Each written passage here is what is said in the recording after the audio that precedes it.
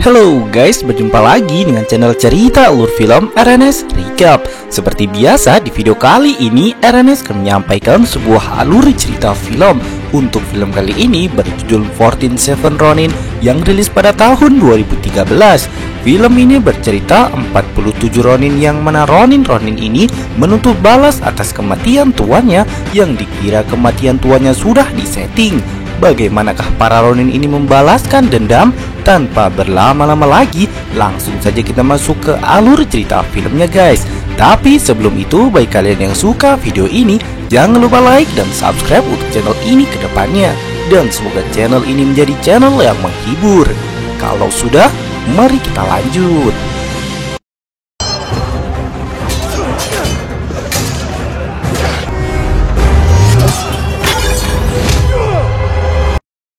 Berlatar tempat di suatu provinsi Jepang yang bernama Ako, cerita diawali dengan seorang anak laki-laki bernama Kai yang sedang melarikan diri dari dalam hutan misterius yang entah bagaimana si Kai ini bisa berada di hutan tersebut. Karena hutan itu sendiri mitosnya dikuasai oleh sesosok makhluk spiritual yang memiliki kekuatan magis dan juga seni membunuh yang baik. Kai yang berhasil sampai di luar hutan kemudian jatuh pingsan di sebuah sungai kecil karena kelelahan.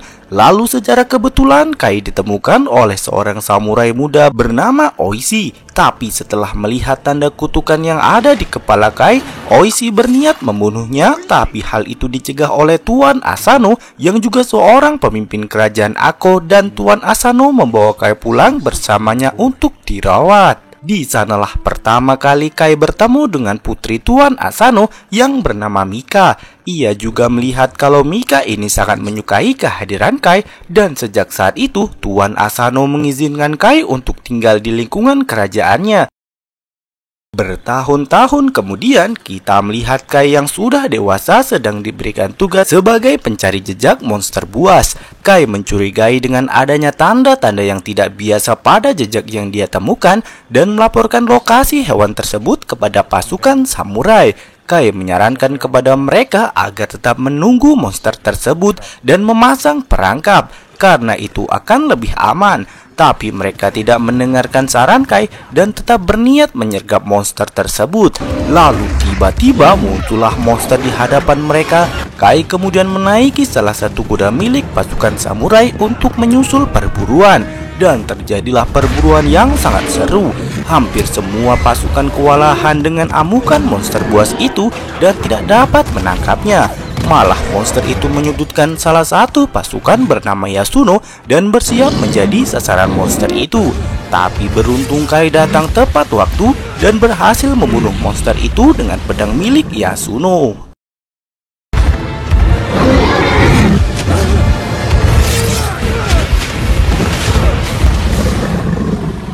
Bukannya berterima kasih karena sudah diselamatkan, Yasuno malah menghina Kai dan mengatakan bahwa dirinya lebih baik mati dibunuh monster itu daripada harus ditolong oleh keturunan campuran.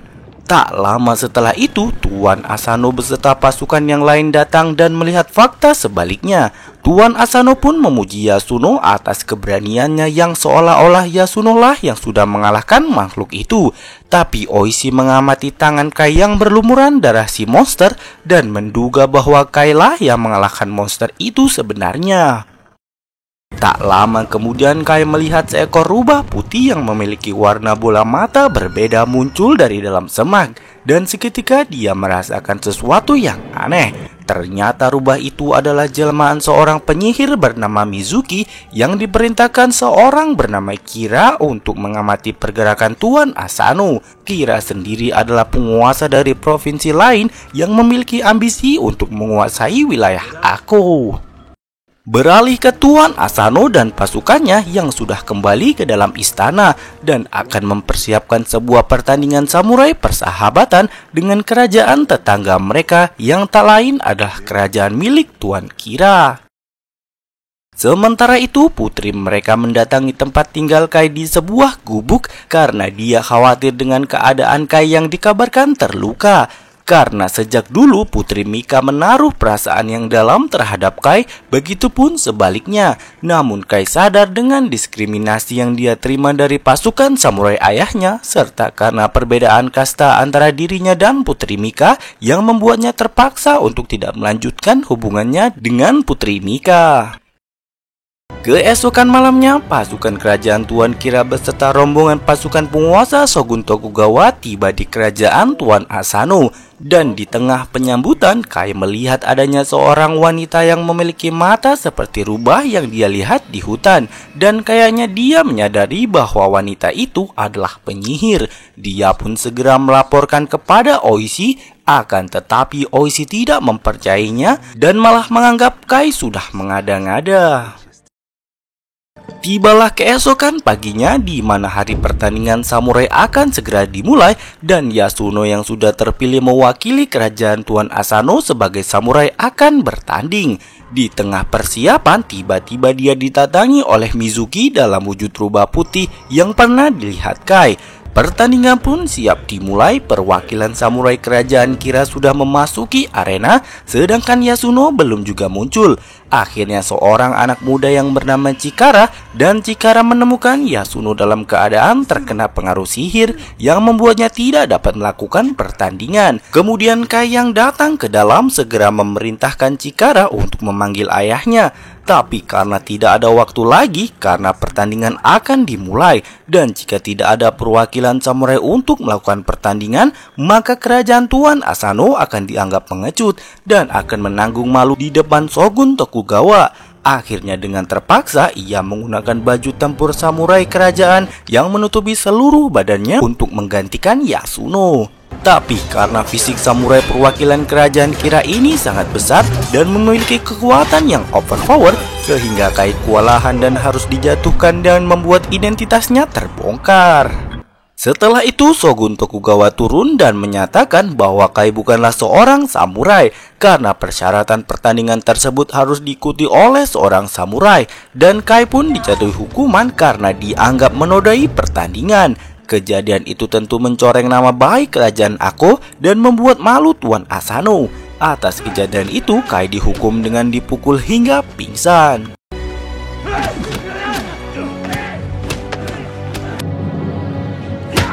Pikiran Tuan Asano yang sedang kacau pun kemudian dimanfaatkan oleh Mizuki dan Kira untuk menanamkan pengaruh sihir di dalam bawah sadarnya yang membuat Tuan Asano berhalusinasi bahwa putrinya seolah-olah sedang diperkosa oleh Kira, yang kemudian dia mencoba menyelamatkan putrinya yang melukai Kira menggunakan pedang. Pasukan samurai yang melihat kejadian itu kemudian memasuki ruangan dan mencegah Tuan Asano, yang pada kenyataannya orang melihat bahwa Tuan Asano mencoba menghunuskan pedangnya kepada Kira yang sedang tertidur.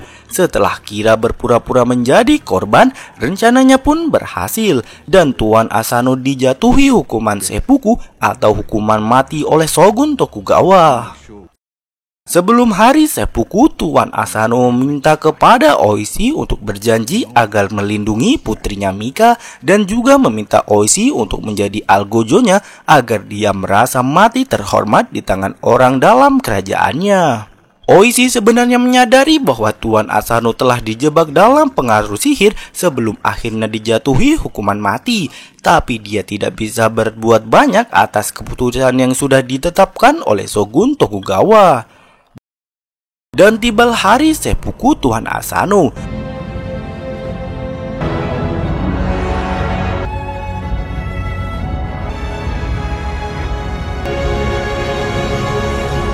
Oishi beserta pasukan samurai lainnya kemudian berencana membalaskan kematian Tuan Asano yang sudah disetting oleh Kira dengan cara berperang. Akan tetapi tidak untuk saat ini, karena selain mereka pasti akan kalah juga akan menimbulkan korban jiwa dari penduduk sipil.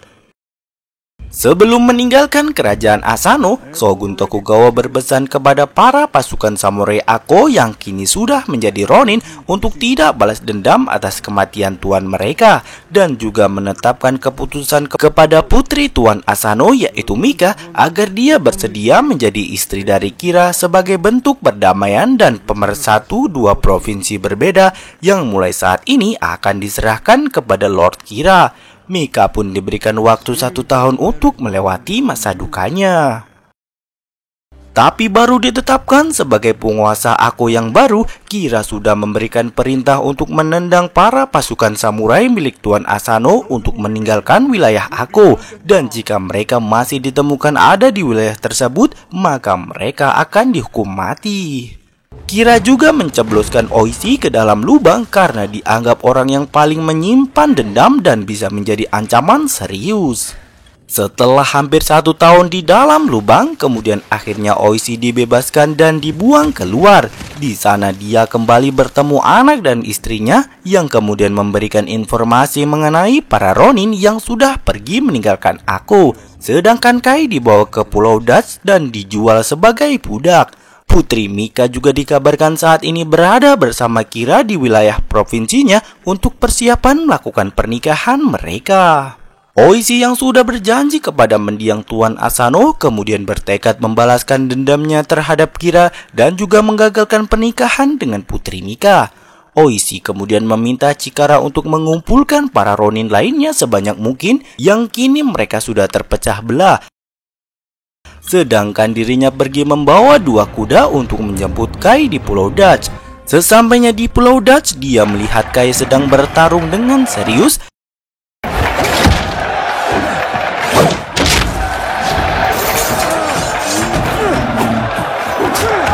Kemudian Oishi masuk ke dalam arena pertarungan untuk berusaha membujuknya. Tapi Kai yang terlihat sedang mengalami guncangan selama beberapa bulan terakhir membuat Kai tidak mengenalinya dan malah menyerang Oishi. Tapi setelah Oishi mengatakan bahwa Putri Mika membutuhkan pertolongannya, ingatan Kai pun kembali dan mereka berusaha melarikan diri dari tempat tersebut.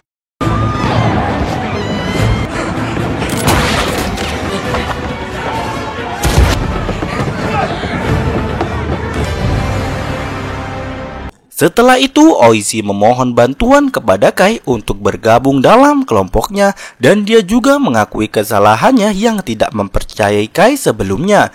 Kai pun lalu menyetujui permintaan Oishi, tapi bukan bertujuan membantu kelompoknya yang berniat balas dendam, melainkan untuk membalas kebaikan Putri Mika dan juga Tuan Asano yang dulu memberinya pertolongan. Mereka pun sampai di titik kumpul yang sudah ditentukan Oishi sebelumnya dan langsung mengatur strategi. Oishi kemudian mengatur waktu penyergapan yang tepat, yaitu saat Kira berada sendirian di dalam kuil dan memerintahkan seorang dari kelompoknya yang bernama Isogai untuk mencari tahu kapan Kira akan pergi ke kuil. Di malam harinya, Isoka yang sudah sampai di sebuah tempat langsung mencoba mengumpulkan informasi. Tetapi dia malah bertemu Mizuki yang sedang melakukan penyamaran sebagai gadis penghibur yang sepertinya Mizuki memiliki rencana buruk terhadap Isogai. Sementara itu, Oishi dan Kai sedang berdiskusi mengenai lokasi di mana mereka bisa mendapatkan pedang yang baik. Lalu Kai menyarankan untuk mendatangi tempat asalnya di dalam hutan misterius di mana dia pernah tinggal dan diajarkan bertarung oleh sesosok makhluk bernama Tengu. Oishi pun mempercayainya dan menerima sarannya. Sesampainya di dalam hutan misterius, mereka melihat banyak arwah yang berkeliaran sebelum akhirnya mereka tiba di depan pintu masuk. Dan Kai hanya memperbolehkan Oishi untuk masuk bersamanya, sedangkan yang lain disuruh menunggu di luar dan tidak boleh menyusul. Kai kemudian mengatakan kepada Oishi bahwa dirinya akan mendapat ujian sebelum mendapatkan pedang yang dia inginkan. Dan Kai juga melarang keras kepadanya untuk tidak menarik pedang miliknya apapun yang terjadi. Kai langsung menemui sosok makhluk bernama Tengu dan ternyata Tengu ini merupakan orang tua angkat Kai yang menemukannya di dalam hutan saat masih bayi yang dibuang oleh ibu kandungnya karena dianggap aib yang lahir dari hubungan gelap ibunya dengan seorang pelaut Inggris. Setelah itu Tengu memberinya tantangan untuk mencabut pedang di depannya, tapi harus lebih cepat dari Tengu. Sementara itu, Oishi berada di ruangan di mana banyak makhluk-makhluk yang sedang bersujud dan tiba-tiba para Ronin menyusulnya ke dalam padahal mereka sudah dilarang untuk masuk. Kemudian makhluk-makhluk itu menyadari kehadiran mereka dan Yasuno mengeluarkan pedangnya. Makhluk-makhluk itu kemudian merespon dengan serangan yang mematikan. Oishi terus mendengar bisikan yang menyuruhnya menarik dan untuk bertarung. Akan tetapi dia mencoba menahan dan berusaha untuk mengingat pesan Kai. Di tempat Kai sendiri, dia berhasil mencabut pedangnya lebih dahulu dari Tengu dan mengalahkannya. Pertarungan di tempat Oishi pun langsung menghilang, yang ternyata itu hanyalah ilusi dari ujian tersebut. Mereka pun lolos dan mendapatkan pedang-pedang yang diinginkan. Setelah itu mereka kembali, Isoka yang juga sudah kembali dari misinya kemudian menginformasikan bahwa Tuan Kira akan menuju kuil pada malam ini. Dan tanpa membuang waktu, Oishi beserta pasukan lainnya segera bergerak untuk melakukan penyergapan. Setibanya di lokasi, mereka bersiap untuk menyerang Kira dari belakang, tapi ternyata itu adalah Mizuki yang sudah mempengaruhi Isokai untuk menjebak para Ronin agar masuk ke dalam perangkap. Kemudian Mizuki mengeluarkan sihir apinya dan menyergap balik para Ronin.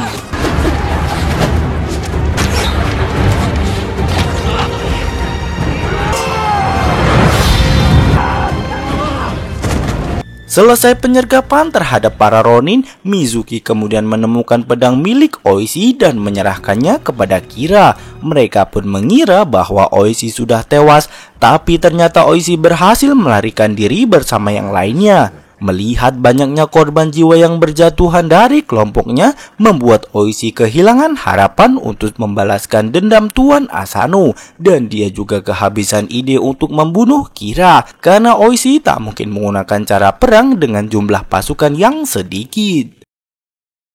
Tibalah keesokan paginya di mana Kai melihat dari kejauhan rombongan pentas seni yang dikenalnya. Ternyata rombongan itu pernah datang di Aku untuk mengisi pertunjukan dan sekarang akan mengisi pertunjukan di hajatan pernikahan Kira dengan Putri Mika.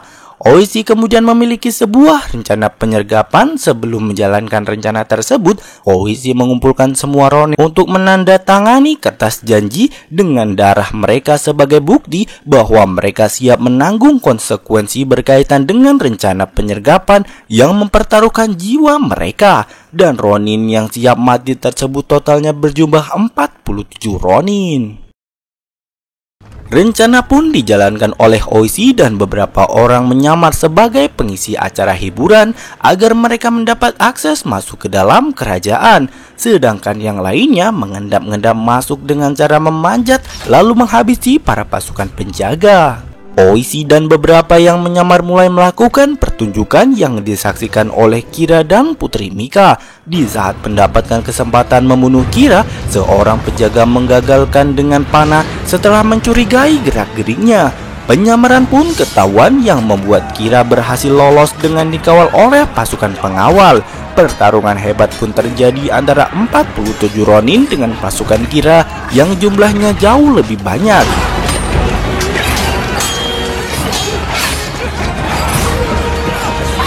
Kai dan Oishi kemudian mengejar Kira masuk ke dalam sambil melawan pasukan samurai Kira. Mika juga berhasil kabur dari tangan Kira dan melarikan diri ke area belakang istana yang disusul oleh Kai. Tapi Mizuki datang dan bertarung dengan Kai.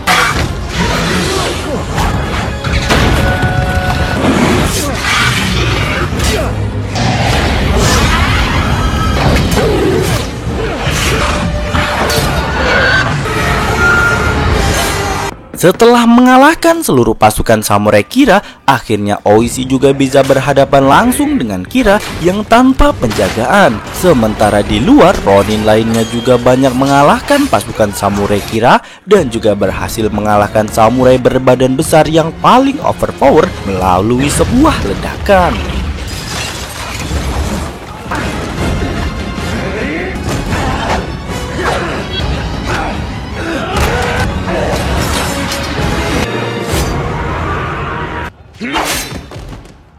Setelah melalui pertarungan yang epik, akhirnya Mizuki dan Kira dapat dikalahkan oleh Kai dan Oishi. Pertarungan pun selesai dan dimenangkan oleh 47 Ronin. Seusai pertempuran, mereka pun kembali ke Ako dan bersiap menerima hukuman mati dari Shogun Tokugawa karena sudah melanggar perintah yang melarang mereka untuk balas dendam atas kematian Asano. Oishi sebagai ketua mereka kemudian mengajukan permohonan kepada Shogun Tokugawa agar ke-47 Ronin diberikan hukuman mati yang membuat mereka mati secara terhormat. Lalu Shogun Tokugawa yang semula akan memberi mereka hukuman mati layaknya para kriminal kemudian mengabulkan permohonan Oishi mengingat kesetiaan mereka terhadap tuannya yang didasari atas ajaran Bushido. Sebelum hari kematiannya, Kai berpamitan dengan Mika dan tibalah hari bagi ke-47 Ronin untuk mengeksekusi hidup di tangan mereka sendiri melalui hukuman seppuku yang disaksikan oleh Shogun Tokugawa. Tapi Shogun Tokugawa memberikan kebijaksanaan kepada keturunan Oishi dengan membiarkan anaknya Chikara tetap hidup untuk mengabdi pada aku. Dan setelah itu, Kai Oishi dan yang lainnya mengakhiri hidup mereka. Dan film pun tamat. Oke guys, dan itulah tadi alur cerita film 47 Ronin yang rilis pada tahun 2013. Semoga kalian suka dan tunggu konten-konten kami selanjutnya. Jangan lupa like dan subscribe dan ramaikan kolom komentarnya juga. See ya.